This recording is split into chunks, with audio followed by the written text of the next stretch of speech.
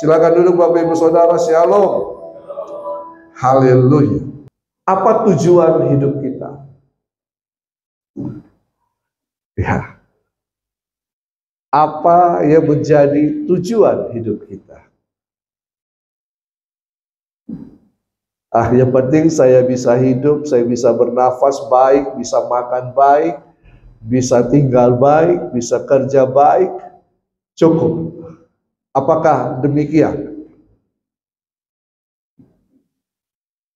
Ketika Tuhan menciptakan manusia, Dia menghembuskan nafas hidup kepada debu tanah yang dibentuknya. Debu tanah itu menjadi hidup. Tetapi bukan hanya sekedar hidup. Hidup ini bukan sekedarnya. Tapi ketika Dia menghembuskan nafas hidup, Dia memberikan kemampuan dirinya kepada manusia. Dia memberikan hikmat kepada manusia. Dia memberikan potensi kepada manusia. Bahkan oleh rohnya Dia memberikan karunia-karunia kepada manusia. Jadi Tuhan tidak menciptakan manusia hanya sekedarnya. Tuhan menciptakan manusia dan memperlengkapi manusia. Sehingga lewat kesadarannya, intelijensia diberikan. Lewat kesadaran yang Tuhan berikan kepada manusia, diberikan hikmat. Bahkan manusia bisa mengenal apa yang baik dan yang tidak baik.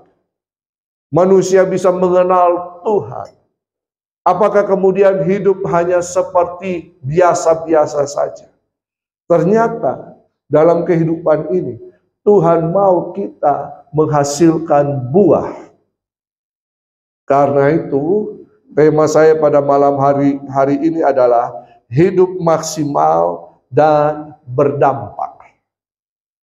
Jadi, bagaimana kita bisa berdampak? Kita harus mengeluarkan segala potensi kehidupan kita. Kita harus hidup secara maksimal sehingga kita mempunyai dampak yang luar biasa. Amin. Kita mempunyai pengaruh. Dan Tuhan mau kita mempunyai pengaruh. Karena Kejadian 1 ayat 26 berkata, baiklah kita menjadikan manusia menurut gambar dan rupa kita, supaya mereka berkuasa. Berkuasa berbicara pengaruh, betul kan? Berkuasa berbicara ada keterlibatan aktif di dalamnya. Berkuasa berarti kita memerintah. Berkuasa berarti kita melayani. Nah, bagaimana kalau kehidupan kita tidak maksimal? Bisakah kita mencapai tujuan Tuhan? Saya percaya dalam Alkitab banyak penggambaran. Misalnya 1 talenta, 2 talenta, 5 talenta. Ini bicara bahwa talenta yang Tuhan berikan, ini bukan talenta yang kecil, bukan jumlah atau nilai yang kecil. 1 talenta itu bernilai besar. 1 talenta bisa dijadikan modal usaha. 1 talenta ini berbicara potensi yang bisa dikembangkan untuk menjadi banyak.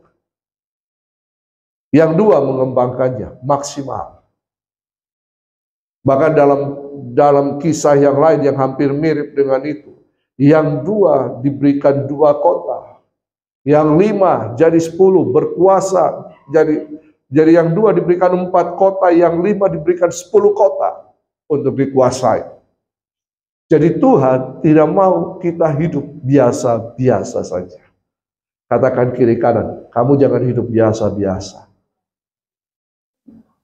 Iya, melayani biasa-biasa, bekerja biasa-biasa, hidup keluarga biasa-biasa. Karena Tuhan mau kita yang tak terbatas, ketika kita berserah kepada Tuhan yang tak terbatas itu. Kita ini terbatas, betul kan?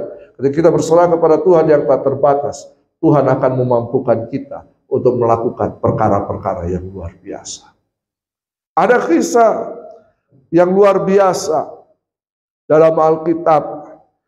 Kalau kita baca, seolah-olah kisah ini hanya sebagai insert saja. Hanya 1 ayat. Ya, dalam Hakim-Hakim 3 ayat 31. Hanya satu ayat ini, tetapi satu ayat ini menyatakan tentang kehidupan yang maksimal dan berdampak. Siapakah dia?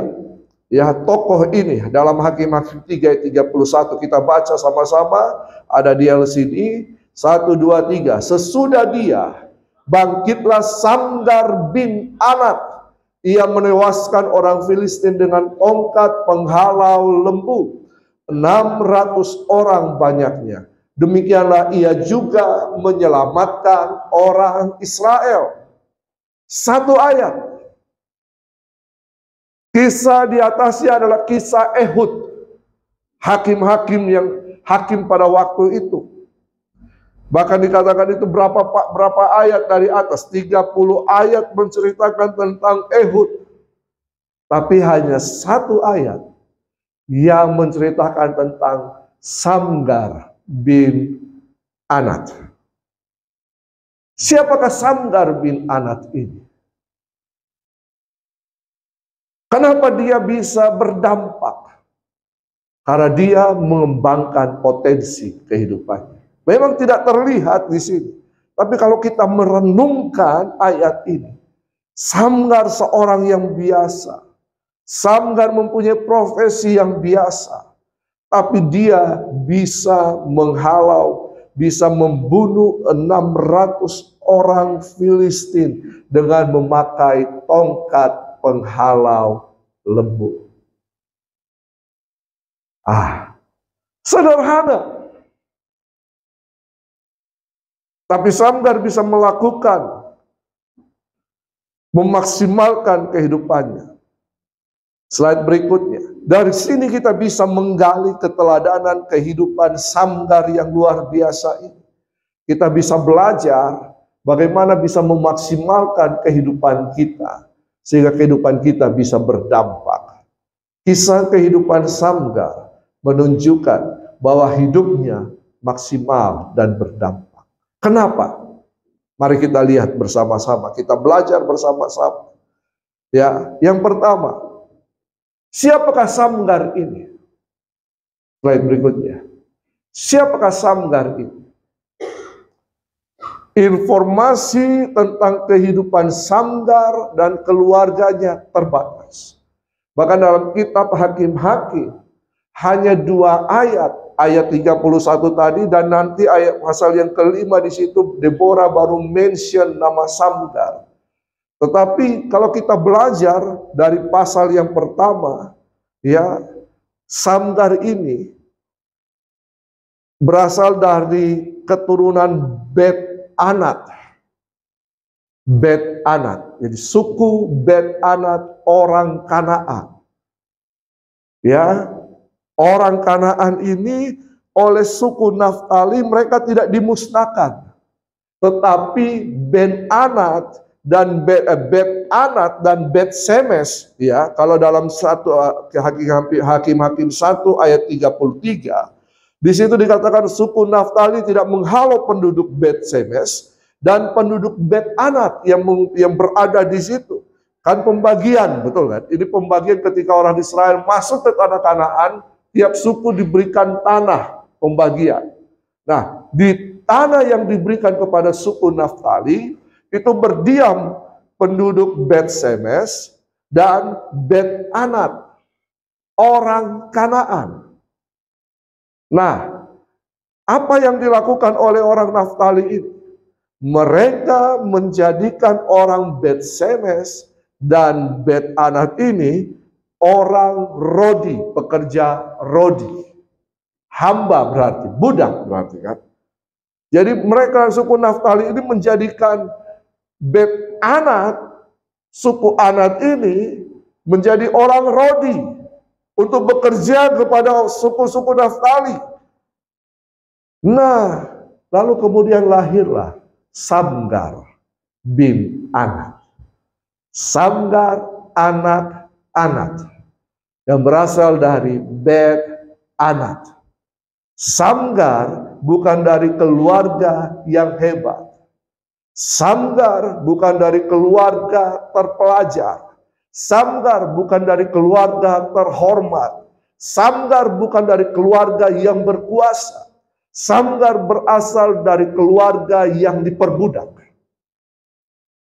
yang bukan menjadi orang bagian orang Israel. Tapi ayat ini masuk dan menyatakan Samgar bin Anat.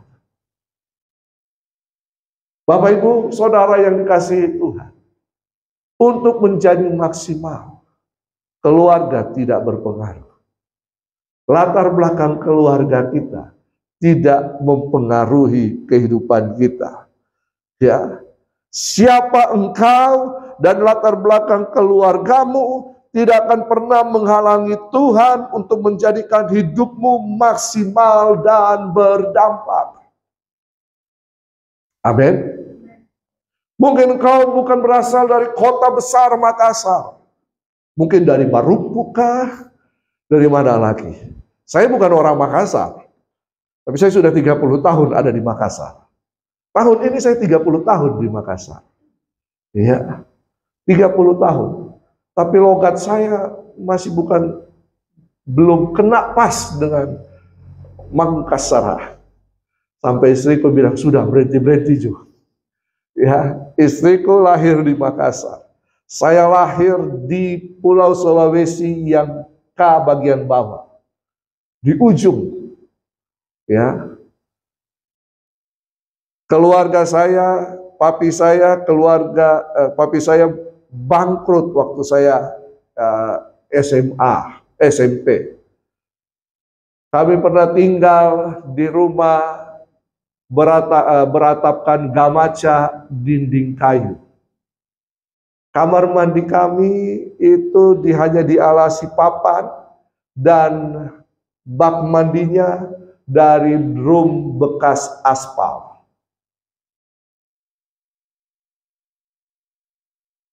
Secara keuangan, tidak mungkin saya bisa sampai seperti ini. Tapi papi saya berkata, kalau kau mau kuliah, mau sekolah, sekolah. Papi tidak punya harta warisan yang bisa diwariskan. Tapi kalau mau sekolah, sekolah. Saya selesai S1. Saya kerja, saya melayani, saya jadi full time. Karunia-karunia potensi saya keluarkan semuanya. Dari yang tidak bisa. Kelas 3 SMP saya bertobat. Ya, keluarga saya bukan keluarga seni. Di rumah tidak ada alat musik. Keyboard tidak ada, gitar tidak ada. Memang orang tua saya tidak mau membeli alat musik. Katanya buang apa? Buang uang saja. Ya. Tapi apa yang saya lakukan? Saya belajar main keyboard otodidak. Saya biasa pinjam keyboard dari om saya, seorang majelis gereja. Dia memang orang seni, dia punya alat-alat musik. Saya harus pikul keyboard itu hampir 1 kilo untuk sampai di rumah. Lalu kemudian apa yang saya lakukan di rumah? Saya tempel kertas, saya buat kertas tempel, kasih hubung itu kertas-kertas HVS, lalu saya gambar touch keyboard di situ. Ya, terbatas. Keluarga saya tidak mendukung, tapi saya mulai belajar dari itu. Lalu kemudian saya ke gereja, saya mulai belajar di gereja. Bahkan ketika saya ikut lomba nyanyi, saya pulang sampai tengah malam. Papi saya sambut saya depan pintu marah-marah. Tapi saya bilang, saya juara 1. Dia tidak berkata, wow, dia hanya diam. Tidak ada pujian. Ya, keluarga kami keluarga yang biasa-biasa. Mungkin Bapak Ibu juga. Bagaimana saya bisa meningkat? Bagaimana saya bisa mengalami kesuksesan? Bagaimana saya bisa mengalami kenaikan yang lebih lagi? Tidak dipengaruhi oleh latar belakang keluarga kita. Tapi ketika kita mau berserah kepada Tuhan, kita tersedia untuk Tuhan pakai. Tuhan bisa mengangkat kita. Roh Kudus akan menolong kita untuk mengembangkan potensi-potensi kehidupan kita. Jangan batasi Tuhan. Jangan berkata, saya tidak punya apa-apa. Keluarga saya biasa-biasa. Justru Tuhan cari orang yang biasa. Tuhan tidak mencari orang yang merasa hebat. Tuhan tidak mencari orang yang merasa mampu. Tuhan tidak mencari orang yang merasa jago.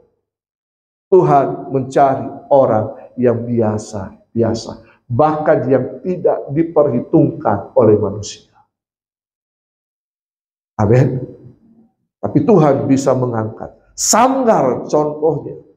Samgar seorang anak yang lahir dari keluarga budak. Tapi Alkitab mencatat Samgar adalah orang yang luar biasa. Jadi jangan kecewa dengan keluarga. Jangan kecewa dengan kelahiranmu dalam sebuah keluarga. Amin. Amin. Siapapun kita, tua muda, jangan pernah kecewa dan salahkan Tuhan.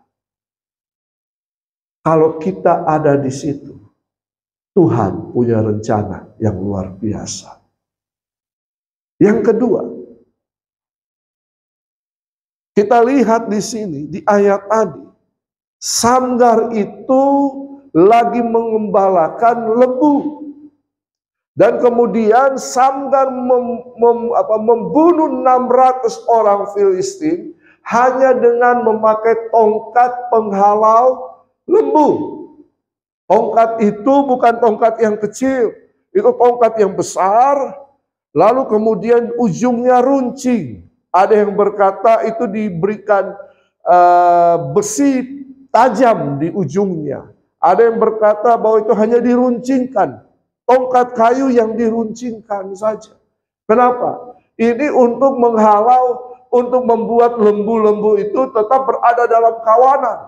Kalau ada lembu yang mulai menyimpang, Samgar mulai tusuk dia. Tak, sakit. Ya, kembali lagi masuk dalam kawanan. Itu fungsinya.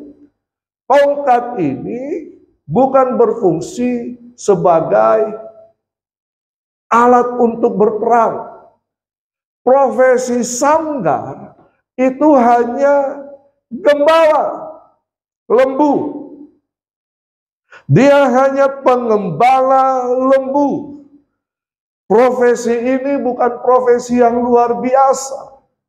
Bahkan ketika orang Israel pergi ke Mesir, Firaun memberikan mereka tempat yang jauh dari orang-orang Mesir. Karena profesi orang Israel itu adalah pengembala, peternak. Profesi dalam strata masyarakat pada waktu itu strata yang paling rendah. Yang tidak diperhitungkan. Siapa kita? Dari keluarga mana kita berada? Dan apa profesi kita? Itu tidak menghambat Tuhan bisa memakai kehidupan kita. Mungkin profesi kita profesi yang biasa. Profesi kita adalah karyawan yang biasa. Mungkin karyawan yang paling rendah. Profesi kita bukan profesi yang dipuji. Tapi Tuhan bisa angkat. Amin. Samgar seorang pengembala. Ketika orang Filistin datang, dia yang berdiri lebih dulu untuk menghalau orang Filistin. Bahkan dikatakan dalam Hakim-Hakim pasal 5, pada masa Samgar bin Anat, tidak ada kafilah. Kenapa? Tidak ada kafilah yang berlalu lalang karena jalur ekonomi itu dikuasai oleh orang Filistin.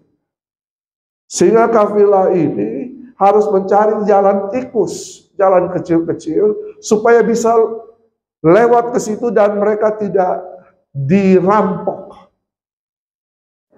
Tapi kemudian ketika orang Filistin menyerang orang Israel, Samgar seorang gembala. Ingat kisah Daud? Berapa ekor kambing domba Daud? Alkitab mencatat 2-3 ekor kan? Tidak banyak. Daud seorang gembala. Tapi dia berkata, kalau datang singa, datang beruang, hajar. Samgar mungkin terlatih ketika dia mengembalakan lembu. Dia terlatih untuk menghadapi peperangan atau perkelahian dengan hewan-hewan buas. Seorang pengembala, mereka akan meninggalkan rumahnya selama berbulan-bulan untuk mengembalakan kambing dombanya, untuk mengembalakan lembunya jauh dari keramaian kota.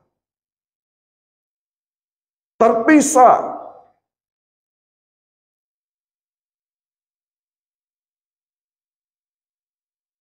Tersendiri. Tapi itulah waktu, mungkin seperti Daud yang selalu mencari Tuhan. Dalam kesendiriannya, ketika dia sedang mengembalakan kambing dombanya, mungkin pada waktu itu, seperti Daud, dia mencari Tuhan. Saudara, profesi kita tidak menghalangi Tuhan memakai kehidupan kita. Justru lewat profesimu, Tuhan bisa angkat dan menjadi berkat bagi banyak orang. Amin. Saya banyak dengar kisah. Ada kisah seorang asisten rumah tangga yang bertobat dalam keluarga Kristen. Keluarga Kristen ini mempunyai teman orang luar, orang bule yang selalu datang ketika ada sel grup di rumahnya. Lalu kemudian asisten rumah tangga ini melayani mereka dengan baik. Lalu kemudian si bule ini tertarik dengan asisten rumah tangga itu. Dan kemudian mereka menikah. Hidupnya diangkat oleh Tuhan.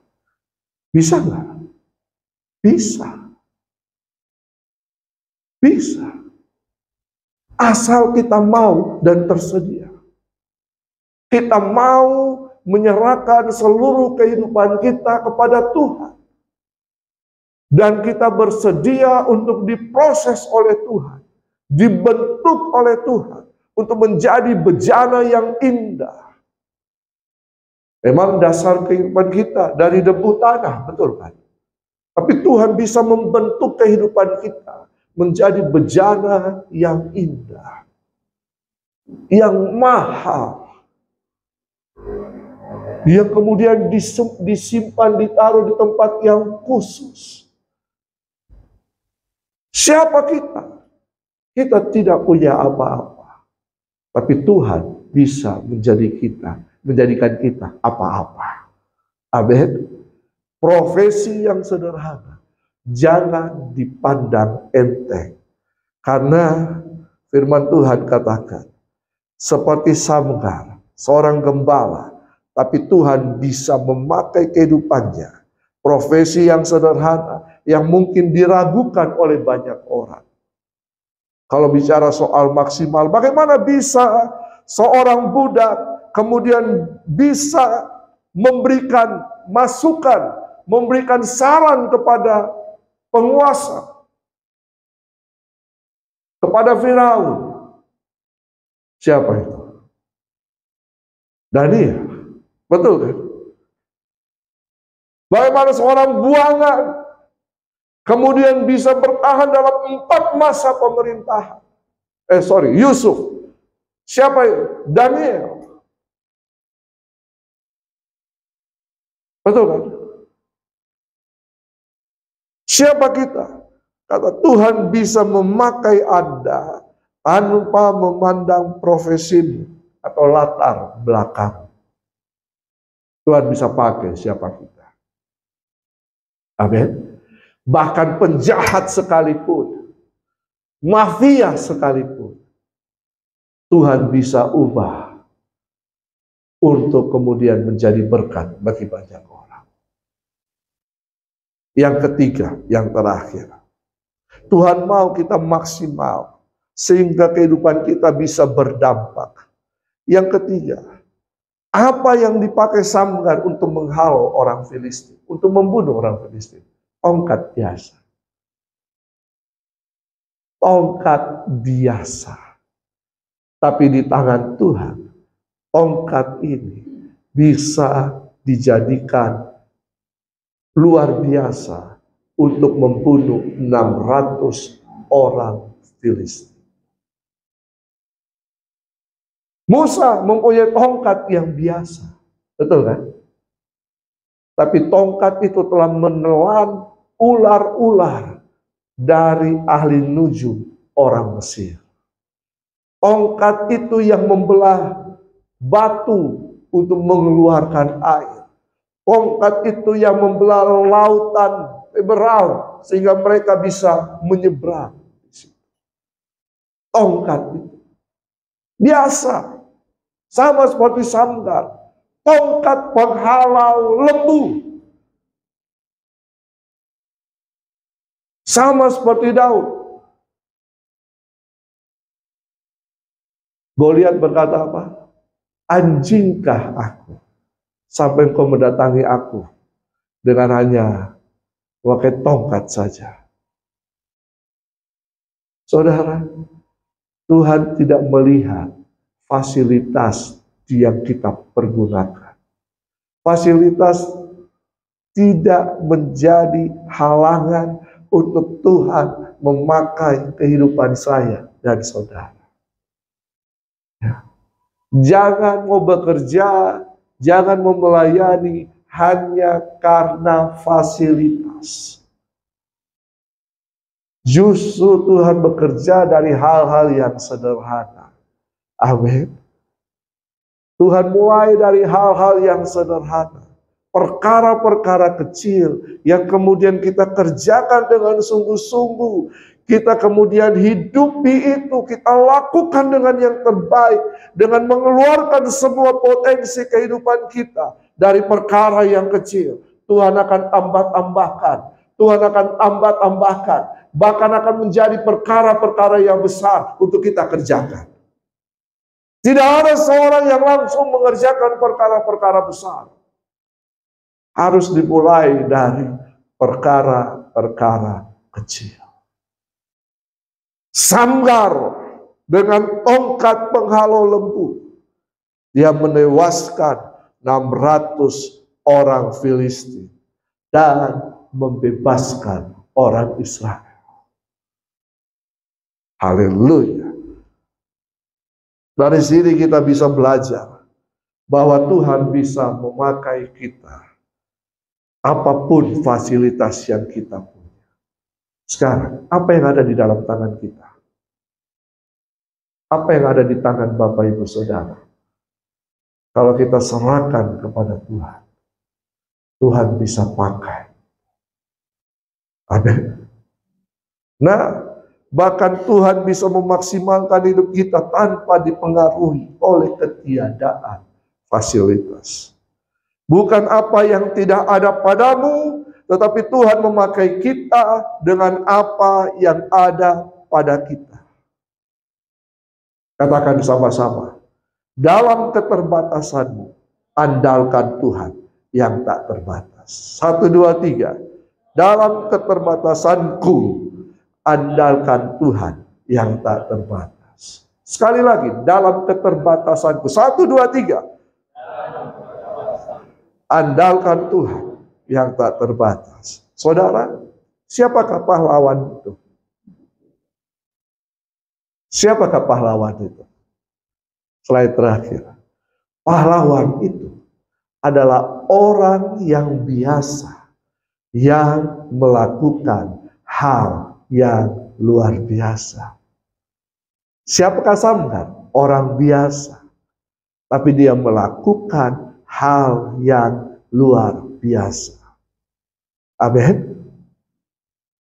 Tuhan mau pakai orang yang biasa, bahkan yang dianggap bodoh oleh dunia, untuk mengerjakan pekerjaan Tuhan dengan cara yang luar biasa. Mungkin kita tidak dianggap, mungkin kita tidak diperhitungkan. Siapa kita? Kalau kita ada dalam suatu kumpulan, komunitas, kita seakan-akan kita tidak ada di situ. Ya, kita ada tapi dianggap tidak ada. Tapi ketika engkau menyerahkan hidupmu kepada Tuhan, tersedia untuk Tuhan pakai, maka Tuhan akan mengangkat engkau untuk naik dan naik dan naik. Yang tidak dianggap akan mempermalukan mereka.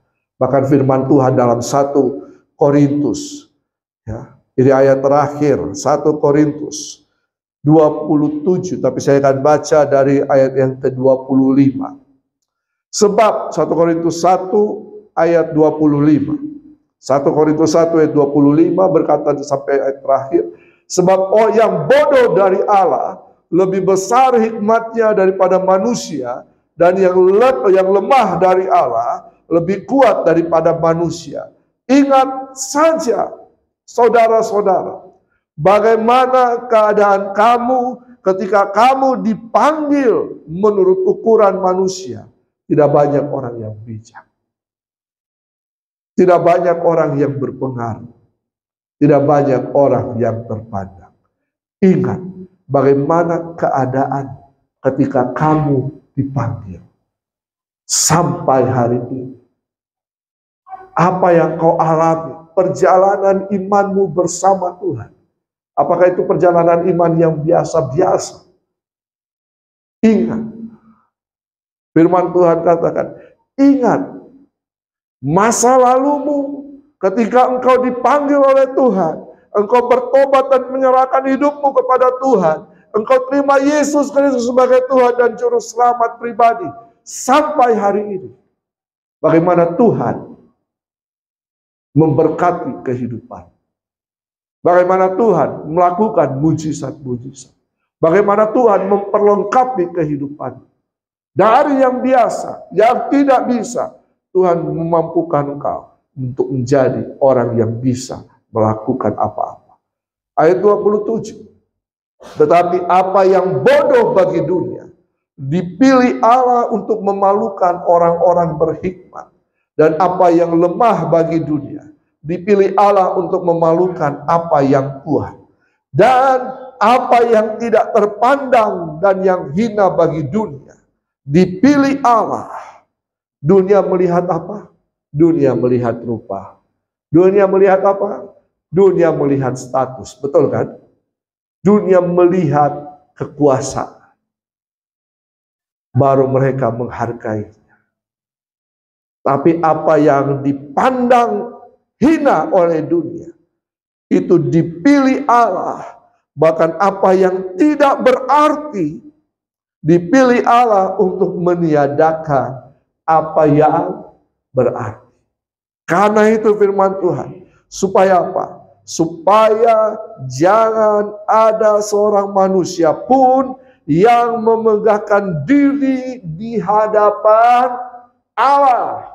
Jangan ada yang menyombongkan diri di hadapan Allah. Oh, saya bisa, saya mampu, saya kuat, saya berkuasa. Tapi Tuhan senang kepada orang-orang yang rendah hati, yang berkata, Tuhan, saya tidak mampu. Saya tidak punya apa-apa. Semua yang saya miliki ini daripadamu. Ini hidupku, pakai aku. Sehingga kehidupanku bisa maksimal dan berdampak. Sehingga orang akan melihat siapa Tuhanmu yang hidup di dalam. Ini bukan tentang saya. Ini bukan tentang saudara. Ini tentang Tuhan yang besar, yang hidup di dalam kehidupan kita. Amin. Sekali lagi, ini bukan tentang kita. Ini tentang Tuhan yang ada di dalam kita. Tuhan yang besar yang ada di dalam kita. Kalau Tuhan yang besar yang ada di dalam kita, kita pun akan dibuat besar. Bukan besar tubuhnya seperti saya, tapi besar pengaruhnya, besar dampaknya. Untuk apa? Untuk kemuliaan nama Tuhan. Amin.